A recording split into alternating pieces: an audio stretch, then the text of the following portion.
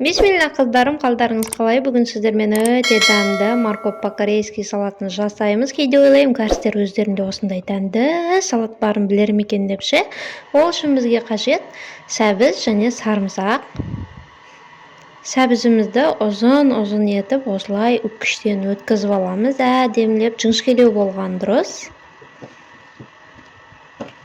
Үстүнөн 1 чай касык толтуруп туз салабыз, немесе үлкен касыкпен мен сыяктуу толтурмай салсаңыздар болот. Жакшылап мыжып, сәбиздин сөлүн чыгарып алабыз. Ягни суу чыгады, жакшылап мыжсаңыздар.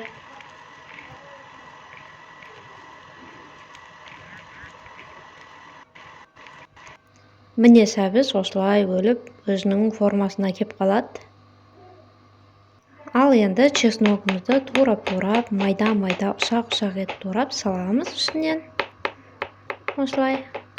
Негизи барынча усактап тураган дурус.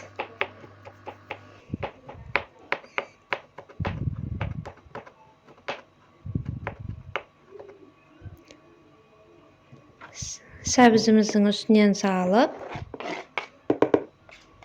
1 ас касык толтуруп енді шекер салабыз. Кат толтуруудун кажети жок, осулай. Сәбизиңиздин көлөмүнө карай майды куясыздар. Үстүнөн морковь по-корейски 1 чайный ложка приправасын салабыз. И 1 чайный ложка красный перец и кориандр, кызыл буруч және куркума салуу керек 1 чай касык. Менде куркума болгон жок, сол үчүн паприка салдым. Сиздерде куркума болсо, куркума салыңыздар. Ал енді сәбиздин үстүнөн куюп, жакшылап кашыкпен аралаштырып алабыз. Дәми деген енді прям күчтүү болот. Үйгө жасап койсаңыздар, палау менен жегенге де прям очень салат, өтө оңой салатташы. Конак келсе де алдына уялмай коя бересиздер.